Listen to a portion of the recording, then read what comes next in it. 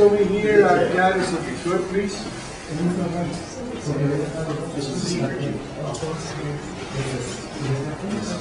Buenos dias and welcome again. My name is Armando Vázquez Ramos. I'm the coordinator of the California-Mexico project and a professor in the Chicano Latino Studies Department.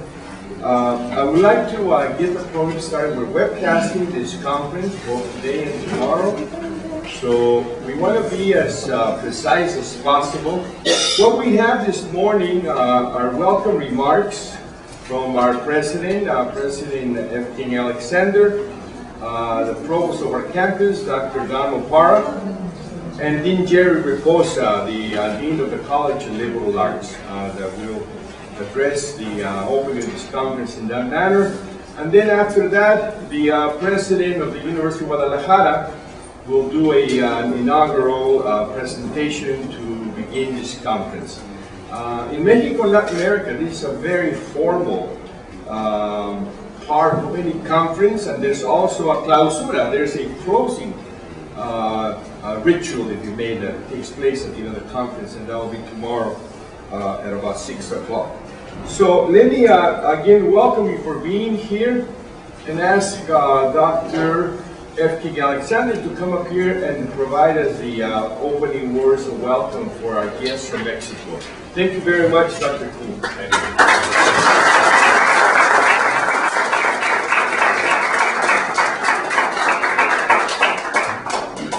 Thank you, Armando, and welcome everybody. Prior to welcoming our guests, I'd like to just remind everybody that tomorrow's a pretty big day and I want to make sure everybody votes. So get out there and vote tomorrow. Even if the lines are long in the morning, let's make sure your vote counts. There's a lot of things at stake and a lot of things that we were just talking about. Ramifications from Proposition 19, all kinds of things that our countries are very interested in what ultimately happens in a lot of these directives that we see, and particularly in California where so many things are always on the ballot.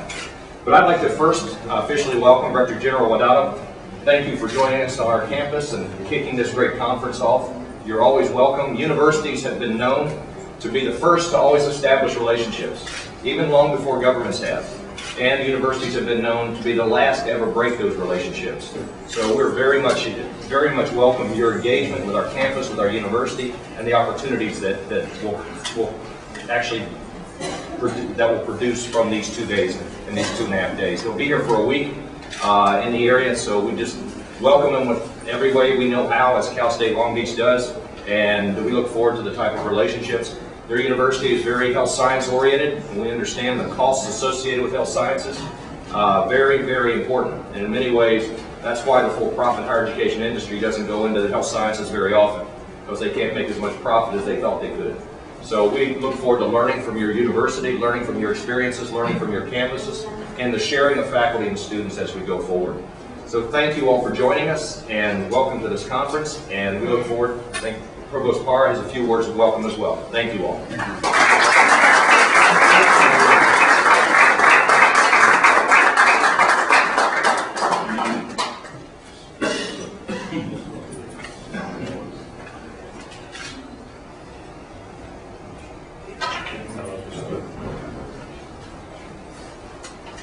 Before he addresses you, I wanted to mention that anyone who's in need of translation, we have an interpreting service, either in English or Spanish.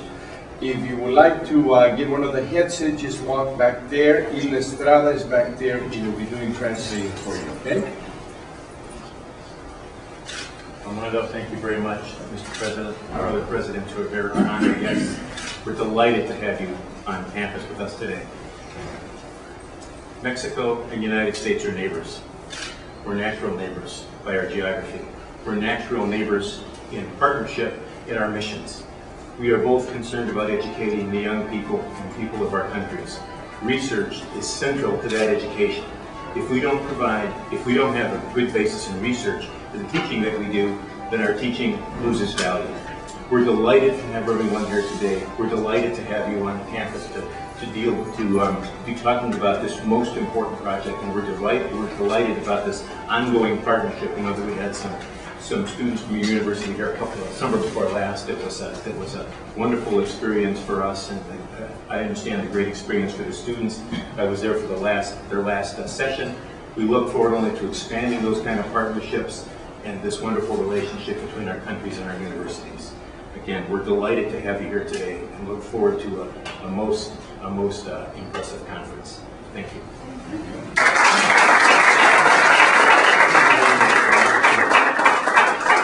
I'd like to ask Dr. Jerry Mendoza, the Dean of our college, to be coming up and address also this morning's gathering and welcome you on behalf of the College of Liberal Arts. And Jerry has been our steadfast supporter throughout of this initiative. Bienvenidos. I too want to welcome you to this campus. We've been looking forward to this event for a very long time. I first want to thank our provost and our president for being behind this conference and supporting this conference, because we need many more of them. I also want to thank the authors of the books that were given to me today. I read Spanish, and I promise you I will read these. Our university makes no mistake or is not ambiguous about our perspective of being an international university. In the College of Liberal Arts, which is one college out of 7, we say that the world is our culture. The world is our college. Amen. But to do that, it means that we can't focus on problems and issues of the day alone. What we need to do is to talk about the central questions that are facing us across borders. We need to gather our resources and our expertise. And I see that happening today. It makes me feel really good to see this gathering, and I know the outcomes are going to be strong and will allow us to create a plan of action. And most of all, I hope this won't be your only time to come and visit our beautiful campus. We want you to think this is your campus too. Have a great conference, and I'll be talking to you throughout the next couple of days. Thank you.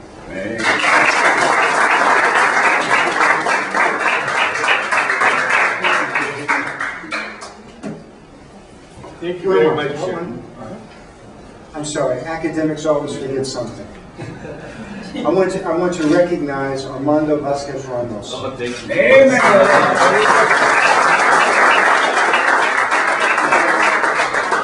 has done an outstanding job putting this gathering together with very little finances. And I want to make sure that we appreciate his effort, his energy, and his commitment. Thank you.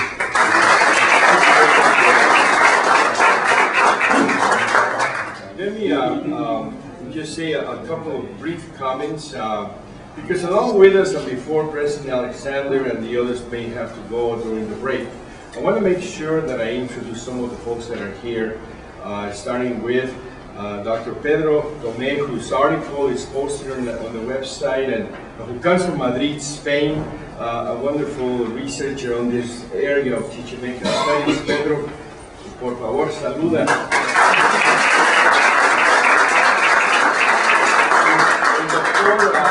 Claudio Esteban Fabregat, que es uno de los veteranos, one of the veterans of this field of study, who will also be presenting as part of this conference. Por favor, saludo.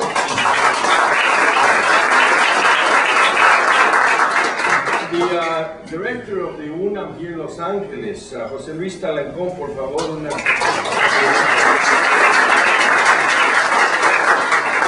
Right behind is Dr. Samuel Schmidt, a San Diego State professor and also now the head of the Universidad de Guadalajara Extension here in Los Angeles. And next to him is Dr. Perez, ¿verdad? El Dr. Perez, who is the campus president for the Health Sciences campus.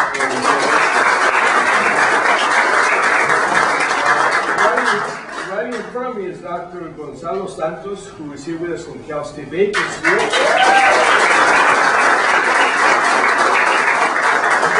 Directly behind our brother, our department chair, Dr. Jose Moreno, if you could please acknowledge And then, of course, I want to introduce Dr. Ana Uribe, who was with us last year as the first Mexican scholar to do a sabbatical here at the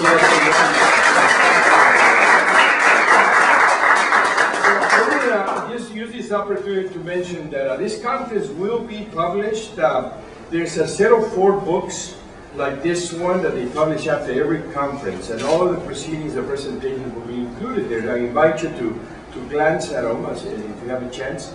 And now to introduce Dr. Cortez Guardado, the president of the University of Guadalajara, who will do the formal initiation, inauguration of this conference. And I'm going to ask you to please stand up. This is the Mexican tradition, guys. So please stand up for his words. Gracias.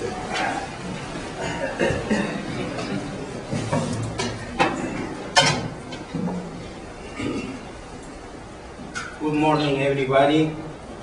I had a few words right in Spanish, but as I see, it's better if I speak in English. So I apologize in advance because I don't practice very much my English. So please forgive me if it's not quite good, but I will make my best effort. First of all, I want to say thank you to the president of the University of California at Long Beach because for his warm reception. I want to thank to Armando Vasquez for his kind reception, and I want to welcome all of you, Dr. Andres Fabregas, President of Multicultural University of Chiapas, all the personalities Armando mentioned already. It's for me an honor to be here in the beginning of this seminar, this important seminar that is growing in presence and importance in many universities. I'm glad that you are now in this important university, and I'm sure this will be a huge step to the future seminars of the Programa Permanente de Estudios sobre la Gran Chichimeca. I had the honor and the opportunity to apoyar, to support this seminar when I was president of the Centro Universitario of Social Sciences and Humanities at the University of Guadalajara. I am sure that this collaboration between these universities, between the institutions you represent, will strengthen this dialogue between different lifestyles, different ways of seeing social science, science itself, and to celebrate this cultural diversity and also this common history that links our two nations and links finally our universities. With great honor, I declare the inauguration of this seminar, hoping that it will success, that you will find all your expectations fulfilled, and that it will stand an advance for the next seminar to be greater and to be most important. Thank you very much. And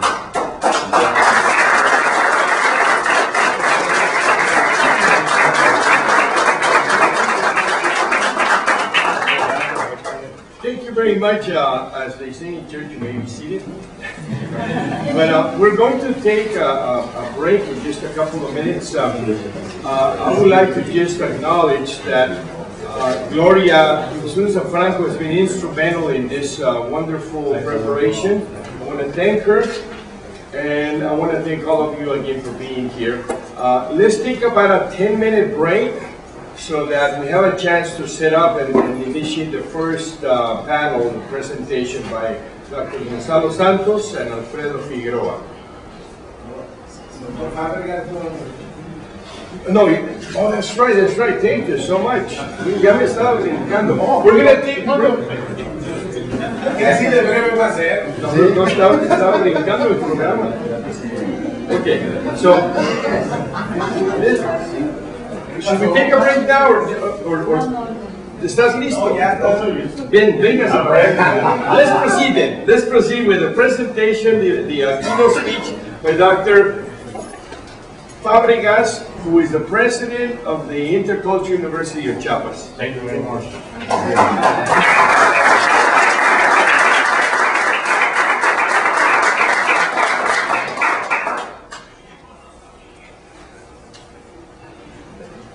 Ante todo, muchas gracias a las autoridades de este campus de la Universidad de California por recibirnos de manera tan cálida y la cortesía de sus autoridades de estar aquí en esta primera parte de nuestro seminario, en la ceremonia inaugural. Y también pues muchas gracias a Armando Vázquez por el trabajo que ha hecho, porque eso permite reunirnos sin ninguna interrupción en nuestro seminario. Muchas gracias, Armando, estamos muy agradecidos.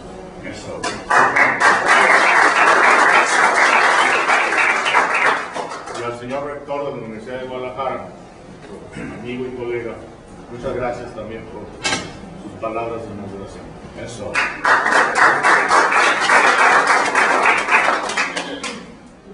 Voy a leer en castellano porque yo hablo un inglés de la ribera del río de Chiapas del Gonzo. No me entendería. Entonces voy a hablar en castellano y voy a leer el texto que escribí. Los chichimecas eran uno de los temas favoritos de Gilberto Jiménez Moreno, un gran historiador mexicano, en el curso de Historia Antigua de México que él impartía en la Escuela Nacional de Antropología e Historia desde la década de los años 1950 y que tuve la oportunidad de cursar en el año de 1966. Años después, al emprender el estudio antropológico del norte de Jalisco, volví a pensar en los chichimecas, con quienes me encontré de nuevo en el año de 1973 en el contexto de la investigación de la región de los Altos de Jalisco. Andando el tiempo, configuramos un proyecto de investigación en el norte de Jalisco, que además de involucrar a varios de los que participamos en el Seminario Permanente de Estudios de la Gran Chichimeca, hizo posible el trabajo conjunto entre varias instituciones. El tema chichimeca se mostró efectivo para reunirnos y configurar este seminario, cuya trayectoria ha sido expuesta y examinada por el doctor Pedro Tomé en un texto que publicó en 2010, en este año. En este texto que les estoy leyendo, y que me honra mucho leer aquí en la Universidad de California, en Long Beach, en nuestra congregación anual del CEPECH, expongo mi punto de vista sobre los pueblos de la llamada en náhuatl Huey Chichimeca Tlalpan, combinando los enfoques de la etnohistoria con los enfoques de la ecología cultural, para proponerles una visión, si ustedes quieren todavía hipotética, que hace énfasis en la variedad histórica y cultural de ese gran espacio que en la actualidad es parte de los nortes de México y de los suroestes norteamericanos.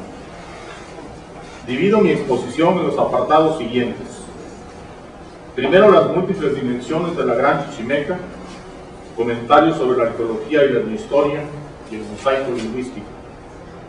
Segundo, el paso de la Gran Chichimeca a los nortes de México, lo que llamó Vasconcelos. Sorprende que un hombre tan inteligente haya dicho lo que dijo, pero Vasconcelos dijo que esta era la tierra sin cultura. Los nortes de México eran, según Vasconcelos, la tierra sin espíritu. Voy a comentar eso. ¿Cuáles son esos pueblos y culturas de los nortes de México y el papel que está jugando la inmigración a los Estados Unidos? Y finalmente una reflexión provisional sobre estos temas. Por favor, tomen este esfuerzo como un inicio, una primicia de lo que pretende configurar una visión de la Gran Chichimeca como un problema a definir y un planteamiento que deberá continuar. La arqueología y la etnohistoria, la situación lingüística. El concepto de Gran Chichimeca se remonta a las discusiones acerca de la definición de áreas culturales que provocó el esquema de Clark Whistler, las opiniones de Alfred Grover y la discusión de Paul Hitchcock, no solo acerca de Mesoamérica, sino de la clasificación del gran suroeste de los Estados Unidos como un área cultural. Especialmente importante fue el texto de Paul Hitchcock, titulado Gatherers and Farmers in the Great Southwest, cuyo enfoque, particularmente las nociones de Oasis América y Árido América, fueron sujetos de la crítica de Ralph Bills, de Carl Sauer en 54 y más recientemente de arqueólogos como Beatriz Brani, en el sentido de que son términos que encasillan la realidad, es decir, no alcanzan a dar cuenta de la complejidad a la que nos enfrentamos, ni menos permiten observar las dinámicas interrelaciones entre ecologías culturales diferentes. Kirchhoff señaló como punto de partida el discutir si el gran suroeste de los Estados Unidos era una sola área cultural, usando la terminología de Clark Whistler y en general de los difusionistas, proponiendo para ello el examen de dos grandes tradiciones culturales, una que proviene de los recolectores hacia el norte y la otra originada hacia el sur, en Mesoamérica, representada por los cultivadores completos. Kirchhoff indica que una vez asentadas en sus respectivos territorios dentro del gran suroeste, ambas tradiciones desarrollaron elementos nuevos y conservaron algunos de los que ya traían. La pregunta es si llegaron a separarse de tal manera que se justifique hablar de áreas culturales diferentes, o bien si emergieron formando una sola. Kirchhoff se remite a los planteamientos de Grover de 1928 y a las observaciones de Ralph Bills de 1932 para señalar la continuidad de la discusión. Menciona de nuevo la propuesta de Grover de 1939, sustentada en su libro Cultural and Natural Areas of Native North America, texto en el que Bills presentó una clasificación cultural del norte e incluso de Centroamérica. Kirchhoff discutió con Grover los criterios centrales para definir un área cultural y las aplicaciones de los mismos en el caso del suroeste de los Estados Unidos. Una de las áreas culturales propuestas por Grover es precisamente el suroeste de los Estados Unidos, que incluye a Nuevo México, Arizona y el suroeste de California, excluyendo a la Gran Cuenca y a la California Central. En la discusión del Gran Suroeste como área cultural, Kirchhoff distingue dos momentos. En el primer momento, es posible identificar a una sola área cultural dominada por los recolectores. Pero una vez que llega la agricultura, se inicia un segundo momento en el que el Gran Suroeste se separa en dos grandes áreas culturales. La de los recolectores, que abarcaría a lo que todavía en 1943 Kirchhoff llamó Aridoamérica, y la de los cultivadores complejos, llamada por Kirchhoff Oasis América, recorriéndose la frontera mesoamericana. En este planteamiento, que combina los criterios en boga en aquellos años, el criterio de área cultural, con los de ecología cultural y los criterios geográficos, Kirchhoff trazó una relación entre medio ambiente y cultura para definir las áreas culturales del Gran Suroeste. En términos de esa relación, el territorio en cuestión ofrece limitadas condiciones para la agricultura, en algunas partes de temporal y en otras partes de irrigación. Dichas áreas se localizan en las partes semiáridas o en pequeños oasis dentro de la aridez generalizada. Kirchhoff afirmó que la agricultura no se originó en el Gran Suroeste, sino que es un implante que vino del sur, es decir, de Mesoamérica. Así que la ausencia de agricultura en áreas propicias para su florecimiento, como California, no se debe, según Kirchhoff, a las condiciones naturales, sino a factores culturales que son históricamente explicables. De esta manera, en el Gran Suroeste, a ojos de Kirchhoff, es posible distinguir dos tipos culturales: el de los recolectores, que abarcan la casi totalidad del área cultural, y la de los agricultores, que florecen en lo que él llamó los oasis. La posición crítica hacia los planteamientos de Kroeber fue expresada por diversas maneras por Kirchhoff, pero el siguiente párrafo que les voy a leer es especialmente claro al respecto. Cito a Kirchhoff: de hecho, dada la naturaleza del caso, mi delimitación de Mesoamérica, en contraste con el Gran Suroeste, toma en cuenta a los primitivos recolectores, pero obviamente no en donde los cultivadores mesoamericanos se encuentran los cultivadores del suroeste. El punto interesante es que en ambos casos que he justapuestos, la fuerte aversión de Kroeber por reconocer un papel significativo a la agricultura en la definición de tipos regionales de cultura lo lleva a colocar en una sola área cultural no solo a los cultivadores y los medio cultivadores, sino a estos juntos con pueblos que carecen de agricultura. Kirchhoff escribiendo este texto en 1954. Con este planteamiento, Kirchhoff reconoce la presencia de la agricultura en medio de la aridez norteña y la presencia de los rasgos culturales mesoamericanos. Con la crítica que puede escribirse a este planteamiento, lo cierto es que la arqueología y la etnohistoria han venido corroborando la opinión de Kirchhoff. Paquimé o Casas Grandes es un ejemplo de ello, tanto como lo son también los asentamientos de los Anasazi. Aunque advertimos que Charles Di Peso, uno de los primeros arqueólogos que trabajó en Paquimé, atribuyó la construcción de la ciudad a comerciantes procedentes de Mesoamérica, coincidiendo con Kirchhoff en lo que respecta a la intrusión de los cultivadores complejos en Árido-América. Recuerden que los trabajos de Charles Di Peso se publicaron en 1974. Por cierto, en el texto que Di Peso publicó en el Handbook of Mesoamerican Indians, hizo un excelente recuento de los estudios que precedieron al suyo. Es decir, el artículo de Di Peso, si ustedes lo recuerdan, apareció publicado en 1966. En la definición de las dos áreas culturales del Gran Suroeste, Kirchhoff advierte que no incluye a los chichimecas que penetraron a Mesoamérica precisamente al caer la ciudad tolteca de Tula, es decir, bastante antes del florecimiento de los grupos estudiados por Kirchhoff en el Gran Suroeste. En el planteamiento de este último, estos chichimecas tendrían una organización sociopolítica de origen mesoamericano. Kirchhoff escribió: siendo los chichimecas aún poco comprendidos, representan una constante llamada de atención del peligro que entraña el proyectar las situaciones más recientes en el pasado, sin dejar lugar a la posibilidad de cambios radicales que hubiesen podido ocurrir. Kirchhoff escribe esto en 1954. Más adelante volveré a comentar esta última opinión. La conclusión de Kirchhoff acerca de la existencia de un Gran Suroeste como un área cultural es clara y lo expresó de esta manera.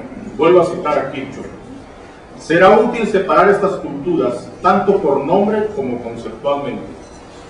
Propongo Para los recolectores, el nombre Aridoamérica y cultura de Aridoamérica. Y para los cultivadores, el nombre de Oasis América y cultura de Oasis América. Ello, por supuesto, implica abandonar los términos suroeste y gran suroeste como referencias a tipos culturales regionales y su uso en el futuro como una referencia solamente geográfica. En la actualidad, el concepto Gran Chichimeca sigue teniendo un contexto problemático. El tratamiento arqueológico reciente, bien representado en el libro La Gran Chichimeca, coordinado por Beatriz Brano, publicado en 2001, expone las discusiones y los avances notables de los arqueólogos contemporáneos, mexicanos y norteamericanos. Asimismo, Branis publicó su reflexión acerca de Paquimé en un pequeño librito en 2008. Más recientemente, en su número especial número 5, que por cierto no trae fecha de edición, la revista Arqueología Mexicana vuelve a proponer una clasificación por áreas que regresa a la vieja propuesta de Kirchhoff, usando las clasificaciones de Oasis América y de Aridoamérica. Según el texto preparado por María del Carmen Solanes y Enrique Vela, que son los que escriben en la revista Arqueología Mexicana, Aridoamérica estaría constituida por la región cultural de las familias lingüísticas, aquí interviene el criterio lingüístico, yuto-azteca y jocana, habitada hacia el siglo XVI por penicúes, pimas, guachichiles, conchos y tarahumaras. Esta región cultural abarca en los Estados Unidos al centro de California, a la Gran Cuenca, al nordeste de Arizona y a todo lo que se llama la apachería. En México, cubriría los estados de Sonora, Chihuahua y Coahuila, como parte de la apachería, y la Baja California y parte de la costa de Sonora y el norte, el centro del norte de México, los tarahumaras y guarijíes. La reacción hacia los trabajos de Charles Viteso ha sido importante también y generó una serie de trabajos que en su conjunto logran no solo resultados, sino configurar una tradición académica de análisis del norte de México y del suroeste de los Estados Unidos, particularmente en el campo de la historia antigua, la etnohistoria y la arqueología. El reciente libro colectivo, muy reciente, publicado a principios de este año, llamado Interacción Cultural Antigua del Suroeste Americano y el Noroeste Mexicano, que firman Wilcox, Weigand, Scottwood y Howard, es un notable avance en el examen de la arqueología y la etnohistoria de las áreas que nos convocan. Fue publicado por el Colegio de Michoacán este libro. Una somera revisión de lo publicado en arqueología indica con claridad que desde finales de la década de los años 1990 y entrando el año 2000, se intensificaron notablemente los trabajos en el norte de México y en el suroeste de los Estados Unidos.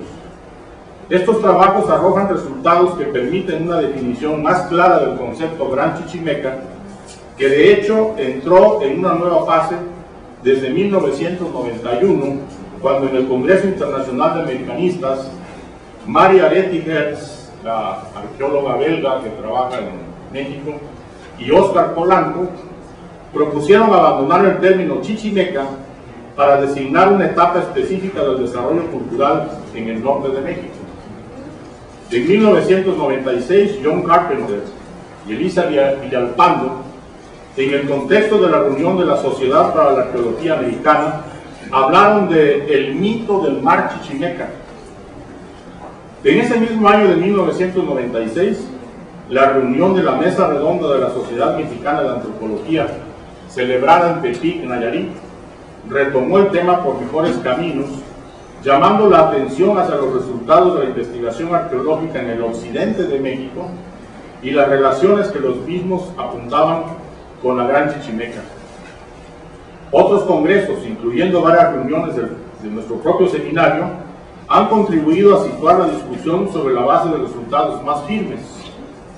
En ese sentido, expreso mi convicción de que el concepto de Gran Chichimeca y la denominación misma de Chichimeca siguen siendo útiles para entender la compleja interacción de ecologías culturales que modelaron la historia antigua de una parte del continente americano, así como las situaciones provocadas por el establecimiento del régimen colonial a partir del siglo XVI.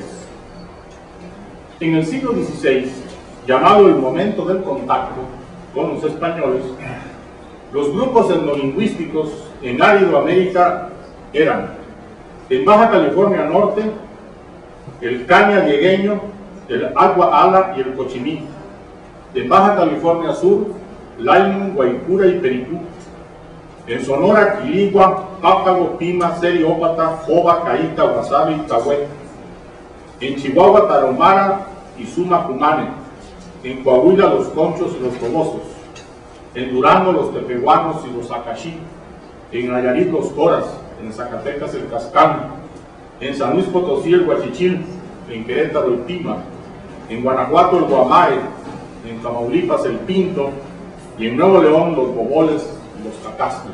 Es un universo lingüístico impresionante. Como sitios arqueológicos claves de toda esta área, se señalan las cuevas de Boca de San Julio y Las Flechas en Baja California Sur, y Boca de Potrerillos en Nuevo León, así como en Coahuila, las cuevas Paila y La Candelaria. En esta última, ustedes recordarán, se han encontrado textiles, mientras en las otras son notables las pinturas rupestres. Oasis América es definida por los autores del número especial 5 de Arqueología Mexicana, la revista que cité antes, como un área cultural situada en partes del suroeste de los Estados Unidos y del norte de México, y es un hábitat de cultivadores complejos.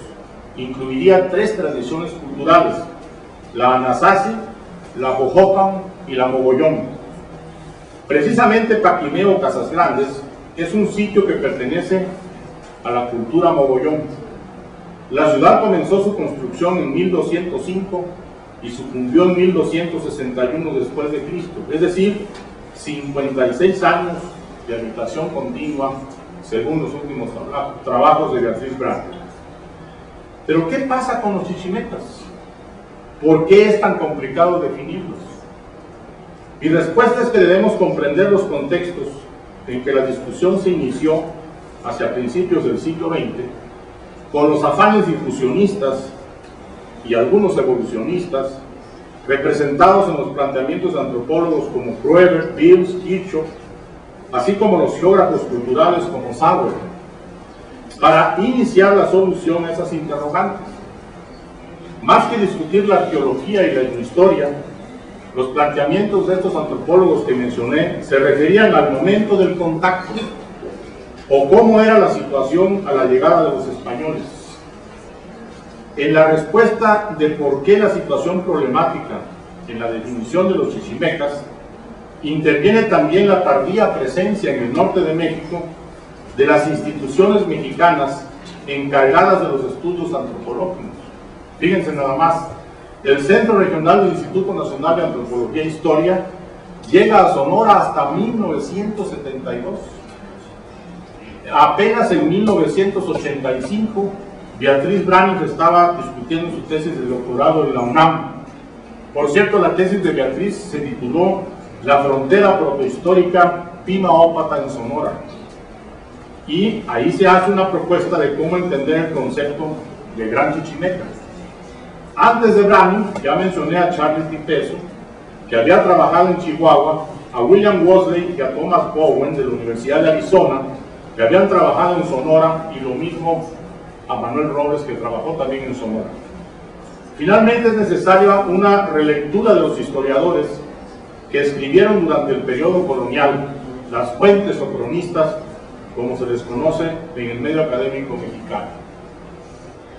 Beatriz Brand es clara en señalar que por chichimecas reconocerá a la gente del norte de México y del sur de los Estados Unidos, tanto nómadas como cultivadores. Beatriz Brand no hace ninguna diferencia. Chichimecas son todas las gentes que vienen del norte, tomando la Ciudad de México como referente. Para la misma arqueóloga, los chichimecas nómadas son los teochichimecas, pertenecientes a una tradición cultural que por lo menos se remonta a 7000 años. Yo diría que es una ecología cultural más que un pueblo concreto.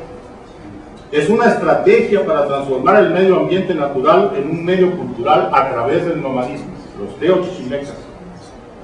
La posición de Brani se entiende si volvemos a su tesis sobre Sonora de 1985, en donde con toda claridad propuso dos tiempos, y esto que voy a decir me parece fundamental, dos tiempos para entender la historia sonorense. El tiempo reciente va de 1850 hasta la actualidad, y el antiguo de 1850 hacia atrás. La razón de esta propuesta es obvia, y es que en 1850 la Chichimecatlali, así conocida a la llegada de los españoles en el siglo XVI, se convirtió en el norte de México y el suroeste de los Estados Unidos, debido a los resultados de la guerra entre los dos países. De manera que con esa guerra surgió la frontera.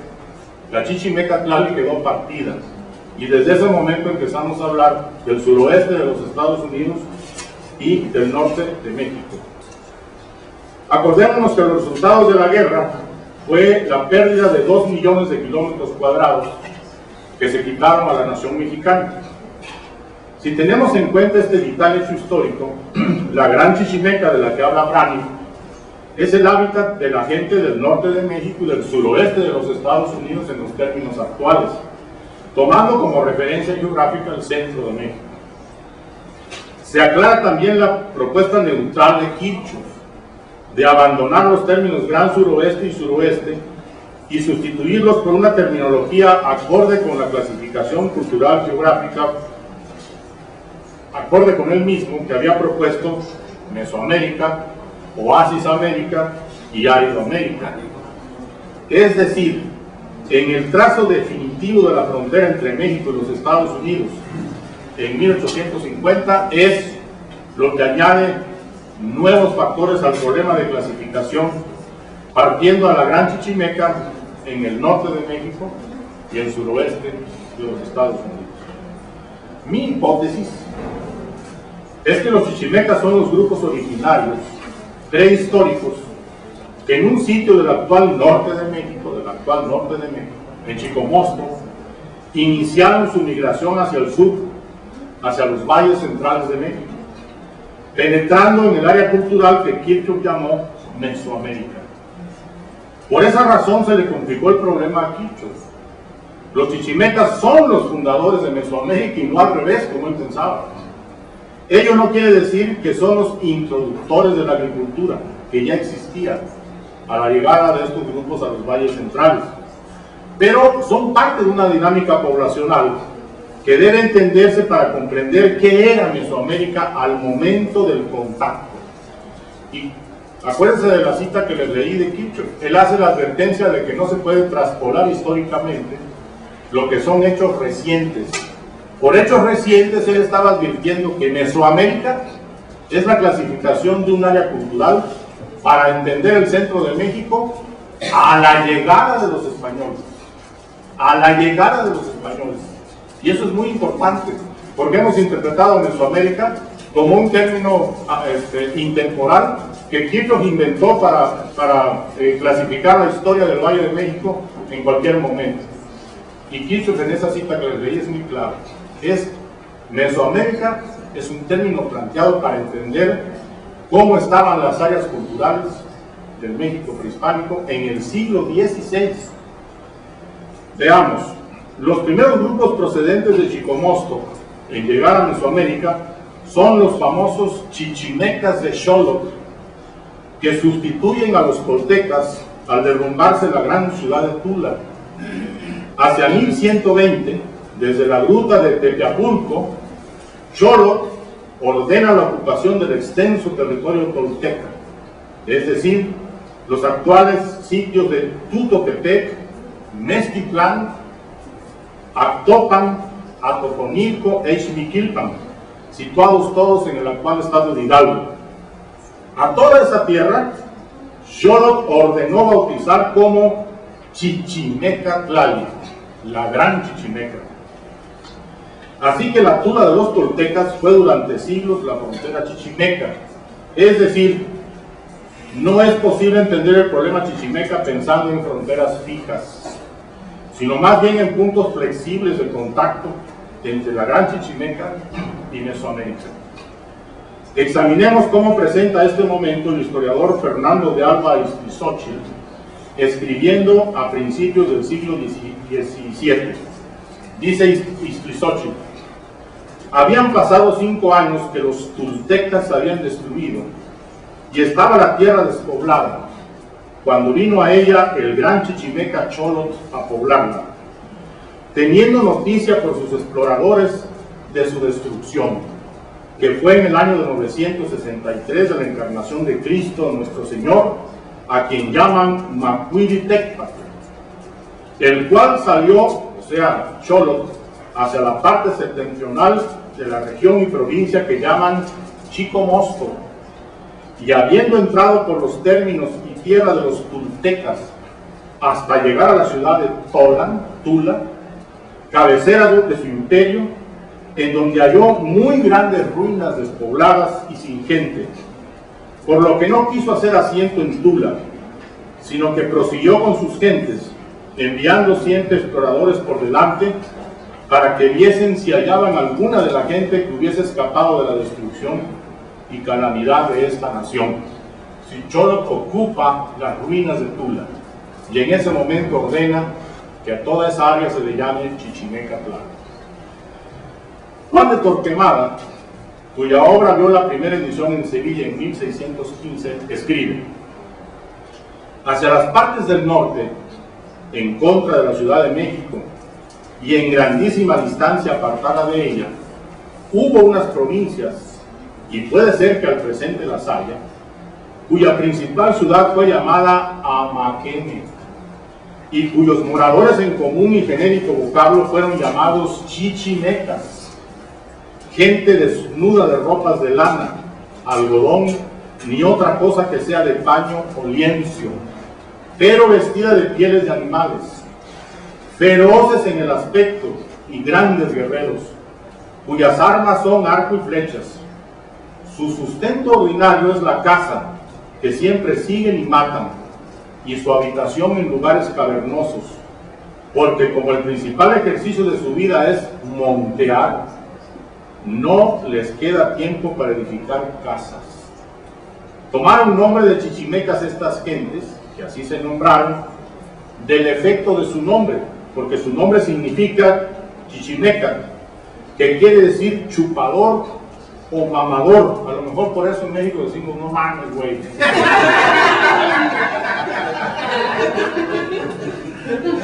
Porque chichimicli, dice Torquemada, porque chichimicli es el acto de mamar o la mamadura, y chichinalistli es el acto de chupar o la chupadura. Y así se llama el pecho y teta de la mujer. Ahí sí no me queda duda que por eso le decimos chicha a la teta de la mujer en México. Viene de esto. Dice, y la de cualquier otro animal se le dice chichihuali. Y porque estas gentes en sus principios se comían las carnes de los animales que mataban crudas y les chupaban la sangre a manera del que mama, por eso se llamaron chichimecas, que quiere decir chupadores o mamadores. Eso dice Juan de Torquemada.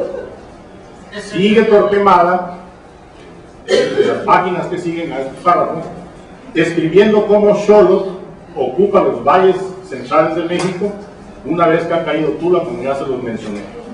Pero el párrafo que cité nos deja algunas interrogantes. Seguramente el Amaqueme, que menciona Torquemada como un lugar situado en plena Gran Chichimeca, no es el mismo Amaqueme, actual Amecameca, situado en la región de Chalco, Amecameca, Cuautla, Estado de México, a unos 50 kilómetros al sur de la ciudad. Pero hay que decir que esta Amecameca, que está hoy situada en el Valle de México, es también fundación chichimeca.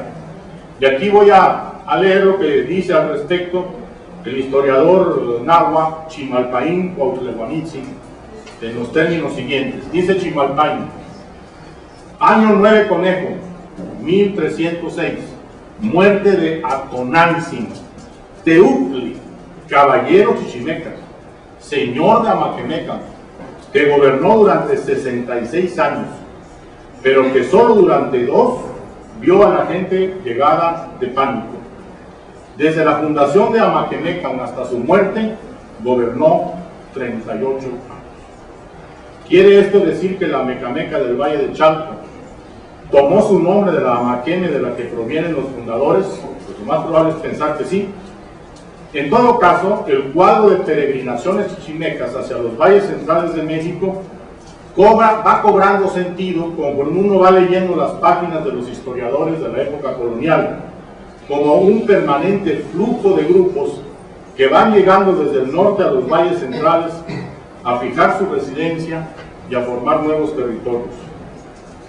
Otro aspecto importante es el vocablo chichimeca. Según Torquemada, ya lo vimos, chichimeca es chupador o mamón, y explica por qué. Ahora veamos lo que dice Molina. El vocabulario de Molina es la fuente que todo el mundo sigue usando para referirse al náhuatl, el famoso vocabulario de Molina. Bueno, aquí van todos los términos, se los voy a leer, que están relacionados con la palabra chichi y que Molina consigna. Dice, chichi, perro o perra. Chichi-ni, ahí está el verbo, chichi-ni, mamar. O sea, al agregar ni, estamos agregando la acción, mamar. Chichiyutl, cualquier cosa de perro. Chichina-nitla, chupar algo. Chichini, el que mama. Chichitía-nite, dar a mamar. Chichihualoyo, leche. Chichihualyacatl, pezón de teta. Chichihuali, teta. Chichihuanatsiwi, ni, tener rosadas las tetas. Chichihualtzitzitía, nite, tentar los pechos o las tetas. Todo esto lo dice Molina. Enlisté todas las entradas que Molina cita, asociadas al vocablo chichi. En la página 66 del mismo vocabulario, Molina dice, chupador tal, de chichinqui. Estas anotaciones de Molina permiten comprender que el vocablo chichi está asociado al perro, a la leche materna y a las tetas. Así que una traducción correcta de chichimeca es la que aporta Torquemada, mamones o chupadores. Pero existe la otra traducción, la que Guilberto Jiménez Moreno proponía en sus cursos de Historia Antigua de México, linaje de perros. Jiménez Moreno se basó en su propio conocimiento del náhuatl clásico y en el vocabulario de Molina, que en la página 391 consigna mecatu, cordel o soga o azote de cordeles. Con estos elementos, Jiménez Moreno tradujo chichimeca como cordel de perros, aduciendo que ello se debería leer como linaje de perros, dado que la palabra cordel en náhuatl significa lo mismo que línea, linaje, descendencia. Y quienes descienden de los perros son los bárbaros, aducía Jiménez Moreno. Esta opinión del ilustre historiador mexicano se sustenta en la información que transmite Fray Bernardino de Sahagún en el capítulo 39 del segundo tomo de su Historia General de las Cosas de la Nueva España, especialmente en las páginas 955 a 979, que contienen las descripciones de quiénes eran, pueblo por pueblo, las gentes que se hallaban habitando los valles centrales de México en el siglo XVI. Sahagún aclara que existen 3 géneros de chichimecas, para complicarnos más el asunto: los otomís, los teuchichimecas, que quiere decir, dice Sahagún, del todo bárbaros, que por otro nombre se decían zacachichimecas, que quiere decir hombres silvestres, eran los que habitaban lejos y apartados del pueblo, por campos, sabanas, montes y cuevas. Más todavía, Sahagún transcribe sus conversaciones con quienes dialogó y que pasan a la historia como los informantes de Sahagún, y que eran los pocos sabios nahuas que quedaron después de la debacle de la conquista. El siguiente párrafo es muy importante. Dicen los informantes de Sahagún: anduvieron peregrinando como chichimecas por las tierras antes dichas, y de allí volvieron para estas partes, aunque a la verdad no se llamaban tierras de chichimecas, por donde ellos anduvieron, sino Teotlalpan, Tlacoxcalco, Mictalpan, que quiere decir campos llanos y espaciosos que están hacia el norte. Llamáronse tierras de chichimecas porque allí suelen habitar ahora los chichimecas, en el siglo XVI, que son unas gentes bárbaras que se sustentan en la caza que toman, y vinieron a poblar allí entre los cañaverales, que había muchos, porque todo lo demás estaba ya ocupado, y las tierras tomadas y poseídas todas por los que vinieron primero, y por estar en los términos de los tepanecas, fueron sujetos y tributarios de Azcapotzalco. Sigue la cita que estoy leyendo de los informantes de Sahagún, dice: todas las dichas familias se llamaban chichimecas, y aún de tal nombre se jactan y se glorían. Y aunque los mexicanos se dicen chichimecas, pero propiamente se dicen Atlaca Chichimeca, que quiere decir pescadores que vinieron de lejanas tierras. Para mí esto es muy importante porque los términos chichimecas están asociados a ecologías culturales concretas. Atlaca Chichimeca es el pescador, los que viven de la pesca. Las gentes nahuas, que son las que entienden la lengua mexicana, dice Sahagún, también se llaman chichimecas, porque vinieron de las tierras ya dichas, donde están las 7 cuevas que ya están referidas, y son las que se nombran aquí. Aquí están los chichimecas que fundan Mesoamérica: tepanecas, acolvas, chalcas, y los hombres de tierra caliente, y los tlatepuzcas, que son los que viven tras de las sierras, hacia el oriente, como son los tlaxcaltecas, los huejotzingas y los cholultecas, y otros muchos, y todos traían arcos y flechas. Los toltecas también se llamaban chichimecas, dice Sahagún, y los otomís y michoacanos, ni más ni menos. Pero los que están hacia el nacimiento del sol, hacia el oriente, se nombran olmecas huixtocntin, nonoalcas, y esos no son chichimecas. ¿Por qué los huixtocntin y nonoalcas, es decir, los olmecas, no se llaman chichimecas? Digo yo que porque viven hacia el oriente, tomando como referencia el centro de México, no vienen del norte. Con Sahagún está claro que los chichimecas son quienes vienen del norte con respecto a la Ciudad de México, pero no todos tenían los mismos rasgos culturales. Son los teochichimecas, los nómadas, los cazadores recolectores, quienes particularmente reciben el apelativo de bárbaros, tal como lo afirmó Beatriz Braniff en el año 2000 y como lo planteó Jiménez Moreno, aunque este último generalizando a todos los que recibieron el apelativo de chichimecas. Los otros chichimecas, los otomís y los tamimes, son grupos que conocen la agricultura, pero son chichimecas porque provienen del norte en nuestros actuales términos.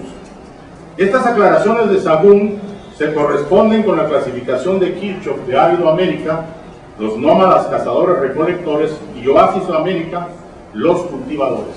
Es más, el término chichimeca no era de migrante, como lo prueba el título de Chichimeca Teutli, señor Chichimeca, que se aplica al propio Netzahualcóyotl, una figura que gozó de amplio prestigio intelectual en su época.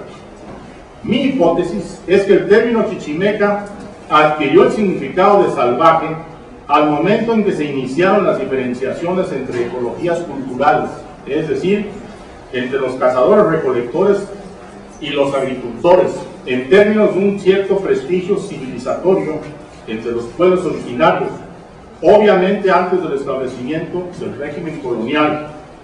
Más todavía, ese es el momento cuando a los mexicas les interesa hacer la diferenciación para borrar su pasado de cazadores recolectores. En ese pasado sirvieron como mercenarios de los centros de poder en el Valle de México, y lo que querían era borrar la memoria de que ellos habían sido mercenarios, destructores de civilizaciones, soldados puestos al servicio del mejor postor. Ese es el pasado que querían borrar, no el pasado chichimeca, sino el que se les clasificara como soldados mercenarios. Con los españoles, el término chichimeca adquirió el viso definitivo, peyorativo, de indomables y de salvajes.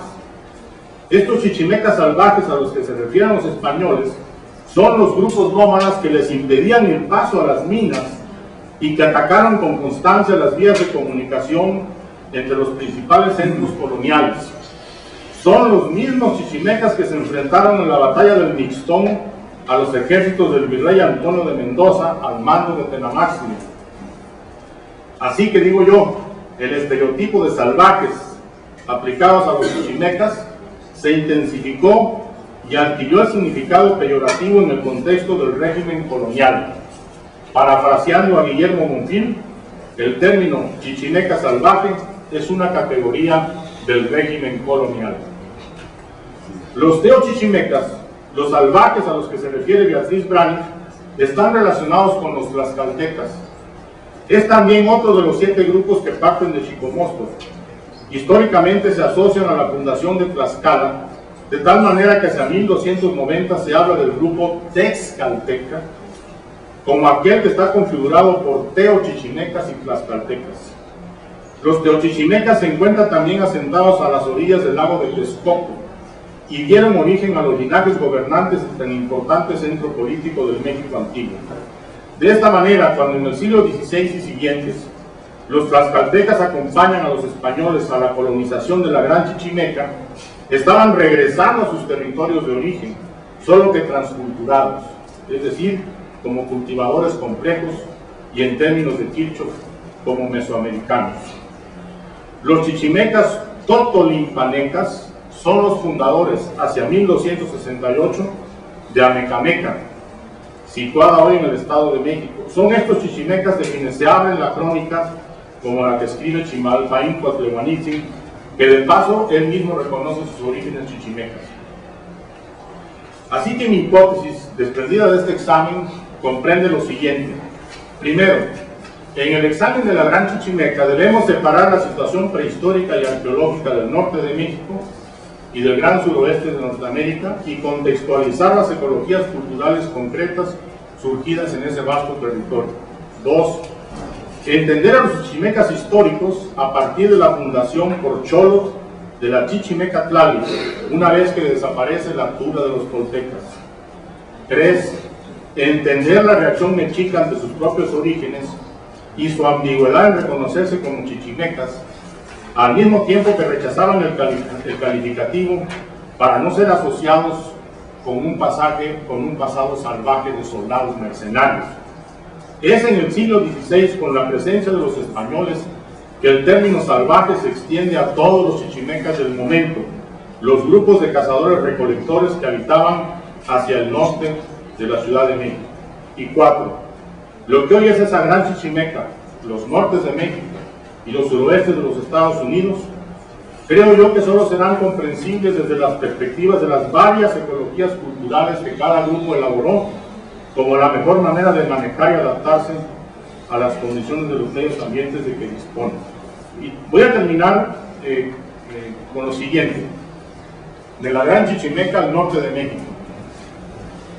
Como afirmé antes, en 1850 surgieron los conceptos del norte de México y gran suroeste de Norteamérica como resultado de la guerra de 1848.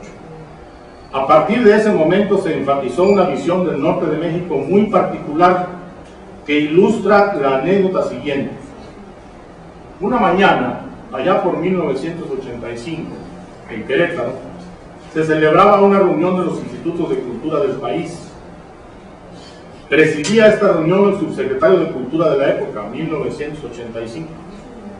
En un momento de su intervención, el señor subsecretario afirmó, cito literalmente, en el norte no hay cultura, no existe comparación alguna con el sur, lleno de cultura.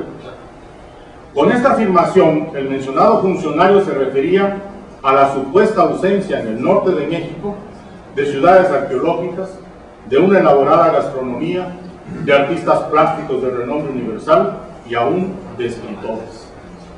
Tal visión desolada, o sea, sigue la idea del chichimeca salvaje, tal visión desolada fue divulgada desde las primeras décadas del siglo XX nada menos que por José Vasconcelos, que sé que es muy admirado aquí, y de ninguna manera lo vengo a denigrar, sino mostrarles otro ángulo de él.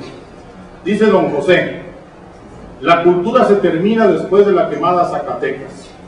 Hacia el norte aparece nuevamente hasta la ciudad de Boston. Todo lo de en medio, dice Vasconcelos, es no man's land, la tierra sin espíritu, sin humanidad. Y lo dice así don José: regresábamos una vez a Monterrey para compartir la gira de Villarreal. Villarreal era un amigo de él, para acompañar a Villarreal por algunas de las aldeas de Nuevo León, de entre ellas su propia tierra, Lampazos. A cualquiera de estos caseríos sin pavimento ni tradición municipal se le llama entre nosotros ciudad. Lamentable y simpático es Lampazos, que bien pudiera pasar por pueblo típico de la frontera. Le falta a Lampazos, ya se ve, el lustre arquitectónico de las aldeas del interior de México. Quien haya recorrido la Sierra de Puebla, la meseta de Oaxaca, ya no digo el Bajío y Jalisco, comprenderá enseguida la impresión del mexicano del interior cuando avanza hacia el norte. Dice don José Vasconcelos: todo es barbarie, mientras se llega a Nueva York, donde ya cuajó una cultura, distinta de la nuestra, pero al fin cultura. Entre estas dos civilizaciones, la española mexicana, que tiene por foco la capital mexicana, y la anglosajona, que tiene por núcleo a Nueva York, hay una extensa no man's land, un desierto de las almas, una barbarie con máquinas y rascacielos en la región sajona, barbarie con imitación de máquinas en la región mexicana de Monterrey. Esto lo pueden leer ustedes en el libro La Tormenta, que escribió don José. Esta visión del norte de México como la tierra vacía recuerda la noción de frontera que argumentó Frederick Jackson Turner en 1892 para justificar la expansión sajona en el oeste norteamericano y la consecuente guerra contra los pueblos originales. Son visiones que equiparan la desolación con el desierto como medio ambiente y con la falta de humanidad, es decir, de cultura. Quien allí habita es nadie, es resultado de la no man's land que decía Vasconcelos. Las teorías evolucionistas de principios y mediados del siglo XX contribuyeron a la difusión de esta visión de un norte vacío. La gran Chichimeca no estuvo incluida en la visión unilineal de la marcha ascendente de la humanidad hacia el logro de la civilización. Al establecerse el proyecto nacional portado por los grupos vencedores en la contienda armada iniciada en 1910, la Revolución Mexicana, se consideró un imperativo la formación y consolidación de una sociedad y una cultura nacionales como cimientos del nuevo Estado. Una ideología nacionalista era componente evidente de la estrategia para consolidar al nuevo Estado Nacional Mexicano emanado de la Revolución. La intelectualidad de la época consideró que el mestizo debía proclamarse como el protagonista del proceso de formación de la cultura y la sociedad nacionales, al tiempo que se estimuló la creación de un prototipo del mestizo mexicano.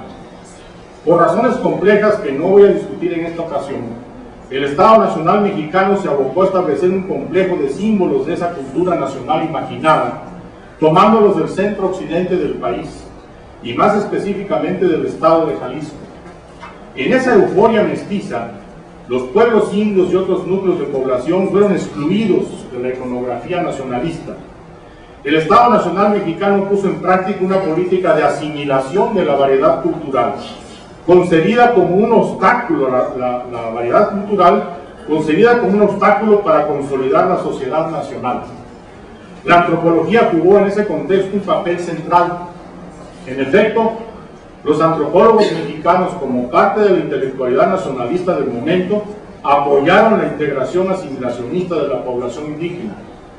Dentro de un proyecto pensado en un establecimiento simultáneo, se fundaron el Instituto Nacional de Antropología e Historia, la Escuela Nacional de Antropología e Historia y el Instituto Nacional Indigenista.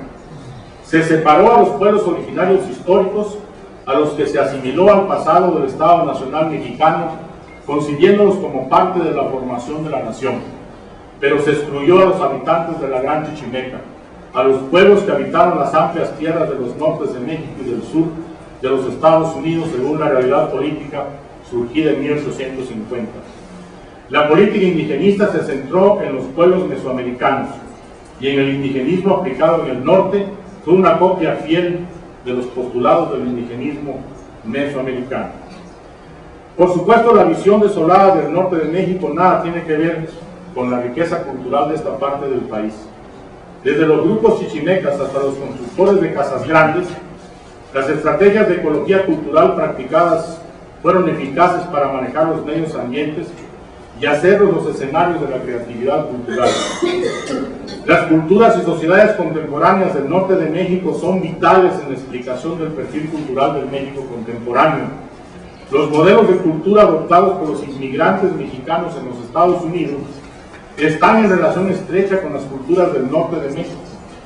No es una casualidad que los estudiosos de la frontera norte, en México por lo menos, prioricen la cuestión cultural por sobre otros factores, porque es esta última precisamente la que hace el contraste con los Estados Unidos, con el suroeste, que quedó del otro lado de la frontera. En los términos que yo he venido planteando, el concepto de Gran Chichimeca corresponde a un periodo de la historia de lo que hoy es un país, México. Ese término forma parte de la periodización de la historia mexicana. En la actualidad, la regionalización cultural del país ha cambiado y necesita una revisión profunda, porque igual el concepto de Mesoamérica corresponde también a un periodo de la historia mexicana, y no es operativo en la actualidad más que en términos arqueológicos e históricos. La regionalización del país actual es otra, y a esa contemporaneidad corresponde el norte de México con sus nortes contenidos, el noroeste, el norte central y el noreste. El suroeste de los Estados Unidos es otra realidad, vinculada no solo a los nortes mexicanos, sino al país entero a través de la migración.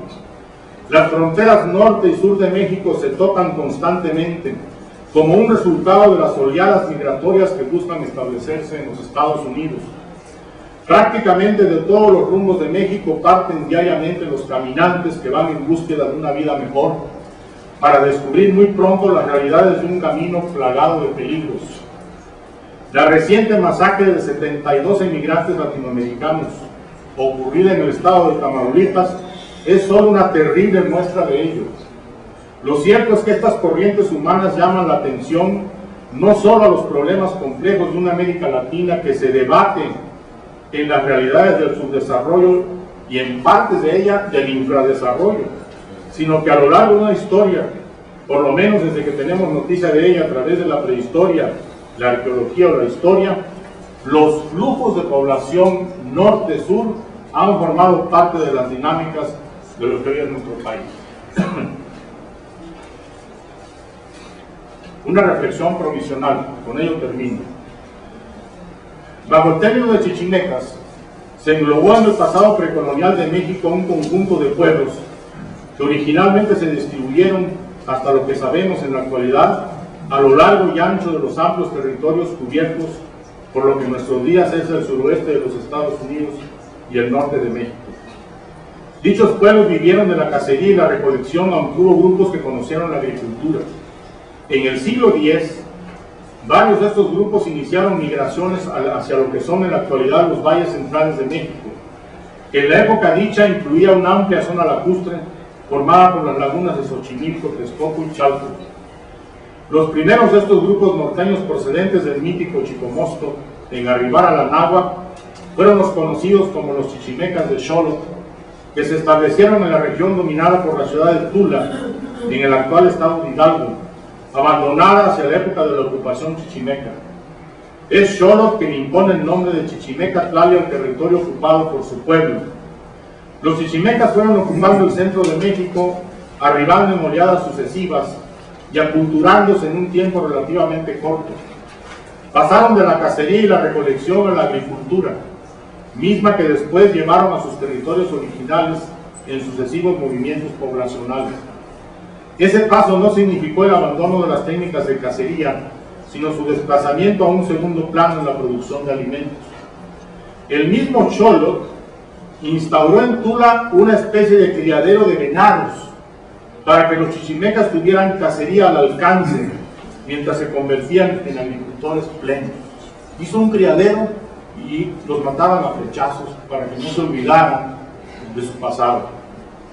Requiere esta compleja situación requiere el análisis detallado de las ecologías culturales que originalmente elaboraron los chichimecas en sus terrenos de origen y de las ecologías culturales que paulatinamente adquirieron en el Valle de México y la zona lacustre del mismo.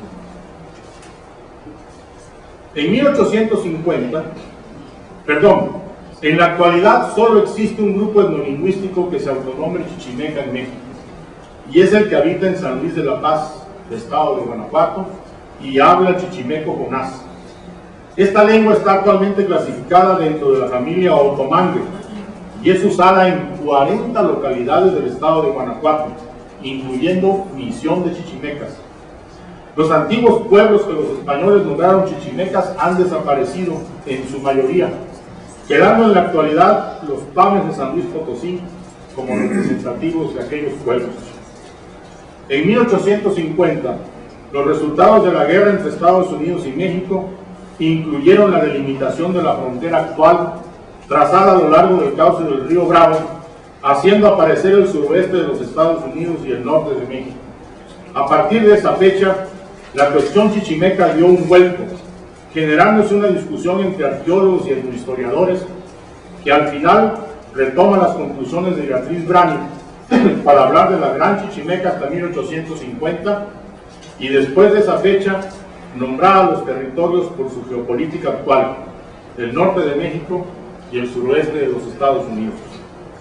El Seminario Permanente de Estudios de la Gran Chichimeca ha avanzado notablemente en aclarar esta cuestión y en impulsar la etnografía, la etnohistoria y en general la reflexión científica acerca de aquellos pueblos.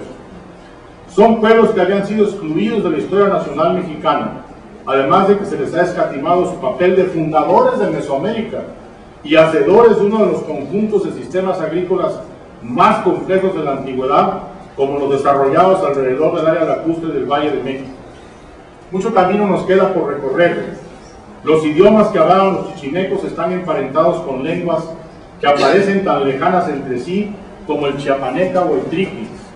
En mi opinión, datos como esos revelan la necesidad de estudiar con mayor detalle las ecologías culturales de la antigüedad mexicana y los movimientos de población que al parecer fueron intensos y continuos entre el norte y el sur.